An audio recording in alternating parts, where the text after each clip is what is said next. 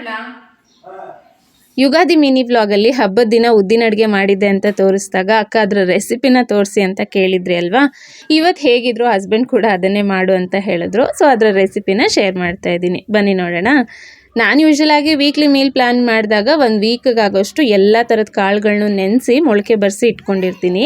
So ಅದರಿಂದ 2 ಕಪ್ನಷ್ಟು ಎಲ್ಲ ಕಾಳುಗಳನ್ನು ಈ ಪ್ಲೇಟಲ್ಲಿ ಹಾಕ್ಕೊಂಡು ಇದ್ರ ಜೊತೆ ಸ್ವಲ್ಪ ನೆನೆಸಿರೋಂಥ ಉದ್ದಿನ ಬೇಳೆನ ಹಾಕಿ, ಹಾಗೆ ಒಂದು ಈರುಳ್ಳಿನ ಕಟ್ ಮಾಡಿ ಹಾಕಿ, ಸ್ವಲ್ಪ ಬೆಳ್ಳುಳ್ಳಿ, ಶುಂಠಿ, ಹಸಿಮೆಣಸಿನ್ಕಾಯಿ, ಕೊತ್ತಂಬರಿ, ರುಚಿಗೆ ತಕ್ಕಷ್ಟು ಉಪ್ಪು ಮತ್ತು ಜೀರಿಗೆನ ಹಾಕಿ ಇದೆಲ್ಲದನ್ನು ಸ್ವಲ್ಪ ನೀರು ಹಾಕಿ ತರಿಯಾಗಿ ಈ ರೀತಿ ರುಬ್ಕೋಬೇಕು. ಈಗ ಹಂಚ ಮೇಲೆ ಸ್ವಲ್ಪ ಎಣ್ಣೆನ ಹಾಕಿ ಈ ರೀತಿ ಚಿಕ್ಕ ಚಿಕ್ಕದಾಗಿ ತಟ್ಕೊಂಡು 2 ಸೈಡಲ್ಲೂ ಕೂಡ ಬೇಯಿಸ್ಕೊಂಡ್ರೆ ತುಂಬ ಚೆನ್ನಾಗಿರೋ ಅಂತ ಈ ಉದ್ದಿನ ಅಡುಗೆ ರೆಡಿ ಆಗಿಬಿಡುತ್ತೆ. ಇದನ್ನು ನಾವು ಇನ್ನೂ ಒಂಥರ ಕೂಡ ಮಾಡ್ಕೋಬೋದು. ಅಂದರೆ ನಾವು ಬಜ್ಜಿ ಎಲ್ಲ ಎಣ್ಣೆನಲ್ಲಿ ಡೀಪ್ ಫ್ರೈ ಮಾಡ್ಕೊಳ್ತೀವಲ್ವ, ಅದೇ ಥರ ಇದನ್ನು ಕೂಡ ಡೀಪ್ ಫ್ರೈ ಮಾಡಿಕೊಂಡ್ರೆ ತುಂಬ ಕ್ರಿಸ್ಪಿಯಾಗಿ ತಿನ್ನೋದಕ್ಕೆ ಇನ್ನೂ ಮಸ್ತಾಗಿರುತ್ತೆ. ಬಟ್ ನಾನು ಅಷ್ಟಾಗಿ ಎಣ್ಣೆ ಬೇಡ ಅಂತ ಹೇಳಿ ಇದೇ ಥರನೇ ಮಾಡ್ಕೊಳ್ತೀನಿ. ಇದ್ರ ರುಚಿನೂ ಕೂಡ ತುಂಬಾ ಚೆನ್ನಾಗಿರುತ್ತೆ.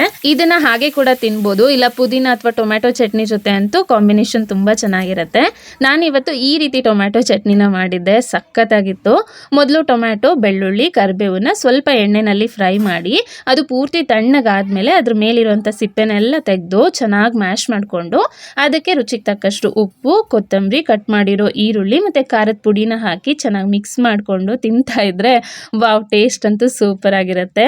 ಮಕ್ಕಳು ಸಮ್ಮರ್ ಹಾಲಿಡೇ ಸ್ಟಾರ್ಟ್ ಆಯ್ತಲ್ವಾ, ಇನ್ನು ಮುಂದೆ 2 ತಿಂಗಳು ಏನಾದರೂ ಒಂದು ಪ್ರತಿದಿನ ಹೊಸ ರೆಸಿಪಿನ ಮಾಡ್ತಾನೆ ಇರಬೇಕಾಗತ್ತೆ. ಏನಂತೀರಾ?